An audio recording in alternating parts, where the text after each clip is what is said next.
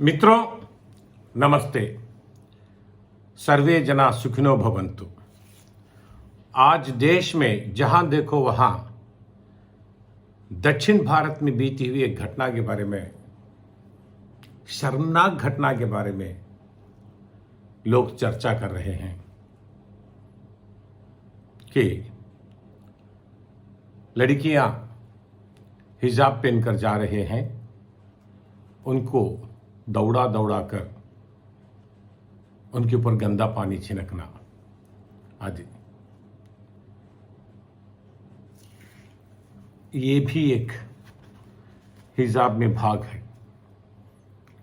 मुंह ढकते हैं और सर ढकते हैं। ये कहां तक उचित है? जो लेडीज मूवीज में आधे कपड़ों से कभी कभी नंगे नाचते हैं तो उनके हम फैंस बनते हैं। जो कपड़े पहनकर जा रहे हैं उनको तिरस्कार कर रहे हैं। क्या गांधी, नेहरू, राजा राम मोहन राय ये इसके लिए, इस दिन के लिए ही हमें आजादी दिए? हमारी अपनी मर्यादा है, हमारा अपना गौरव है, हमारी अपनी संस्कृति है। देश का मतलब मैप नहीं है, मिट्टी नहीं है। देश का मतलब देश में जो रहते हैं लोग, उनका है देश। अगर आप में देशभक्ति है तो जो लोग देश में है उनसे प्यार करो, वही देशभक्ति है। और कहते हैं कि एक जमाना था छुआछूत, अनटचेबिलिटी। मनुष्य की तरह, मनुष्य को मनुष्य नहीं देख रहा था, मनुष्य की तरह। मंदिर में आने नहीं देते थे, विद्यालय में आने नहीं देते थे। धर्म के नाम पर, जाति के नाम पर अलग किए थे। राजा राम मोहन राय से बड़े लोग बहुत मुश्किल से हमारे देश को एक हद तक लेकर आए। अभी अभी हमारा देश सुधर रहा था, फिर ये क्या हो रहा है धीरे धीरे? क्या ये जो लड़के किए हैं, क्या घर में जाकर अपनी मर्दांगी बांटेंगे? देखो हम छोटे लड़कियों को भगाए हैं। नहीं कर सकते ना, क्योंकि उनके माता पिता ये समर्थन नहीं करेंगे। उनको भी बहन रहेगी, कल उनकी शादी होगी, उनकी पत्नी रहेगी, उनकी बेटी रहेगी, सारी जिंदगी वे दुखी होंगे। इस प्रकार का शर्मनाक घटना में मैं भी भाग लिया कहकर, क्योंकि हमारा देश महान देश है। अच्छा, मुझे एक बात बताओ, अगर ये हिजाब हटा दिए, लड़कियां हिजाब के बिना घूमने लगे तो देश विकास हो जाएगा? देश का विकास और इसको नो वे कनेक्टेड। देश में अनेक समस्याएं हैं, अनेक सेवाएं कर सकते हैं आप। गरीब लोगों को कपड़े दान दो, लेकिन एक प्रकार का आनंद, सैडिज्म कुछ लोगों में आया है, क्योंकि वो कुछ राजकीय नेताओं के गुलाम बन चुके हैं। गुलामी आपको पसंद है ऐसे कामों में?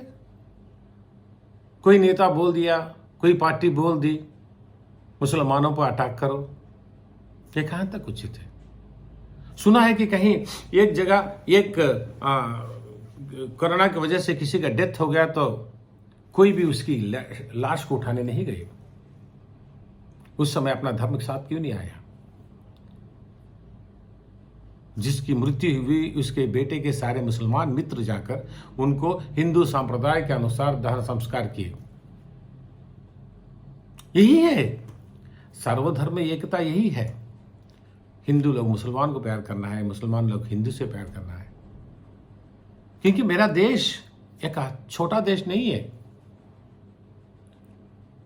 यहां सिर्फ शांति के आयुध से स्वतंत्रता को ही पाए हैं, ब्रिटिश लोगों को हराए हैं।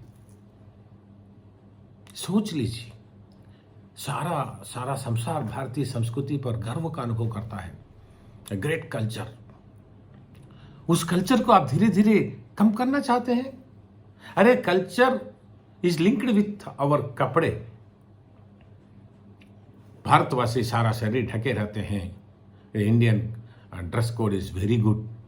इस प्रकार लोग कहते हैं तो लोग धीरे धीरे कोई ना कोई कीड़े बनकर उस पवित्र संस्कृति को हटाना चाहते हैं। सोचिए, किसी के गुलाम मत बनिए। मैं एक मुसलमान की तरह नहीं बोल रहा हूं, मैं एक भारत देश का एक पुत्र हूं। मैं इसका देशभक्त हूं। मैं मेरा देश का गौरव सारे संसार में फैलना चाहिए। दया, करुणा, ममता, अनुराग, प्रेम, वात्सल्य, औदार्य, इस प्रकार के वर्ड्स का मीनिंग यहीं से निकला। विवेकानंदा यहीं के हैं। जानते हो कैसे कपड़े पहनते थे विवेकानंदा? उनके सर पे पगड़ी रहती थी। अगर ये झगड़ा अगर आगे बढ़ता ही गया, कोई कहेगा ये जिसका बिंदी मत लगाओ, नाम मत रखो, यहाँ जो बाल बढ़ाते हैं उसको मत रखो, और सिख लोगों को पगड़ी बांधने मत दो, और मारवाड़ी लेडीज से पल्लो डालते हैं सर पे, उसको हटा दो, इससे देश की वृद्धि हो जाएगी। सोचिए, आप भगवान आपको दिमाग दिया है, सोचिए, सोचकर निर्णय लीजिए कि what is good, what is not good, what to do, what not to do. देश के लिए क्या हम कहते, क्योंकि कहते हैं कि देश के लिए, देश मुझे क्या दिया, instead of thinking in that, think that what I can do for country. संसार में हमारा नाम किस प्रकार फैलाना चाहिए, इस प्रकार मैं आपसे निवेदन करता हूं। हम सब मिलकर रहेंगे, देश की उन्नति करेंगे, सारे संसार के सामने हम सर नहीं झुकाएंगे। हम कहेंगे हम भारतवासी सब एक हैं, हमारी मर्यादा बनाए रखेंगे, हमारा गौरव बनाए रखेंगे, हमारी संस्कृति बनाए रखेंगे, पूरे कपड़े पहनकर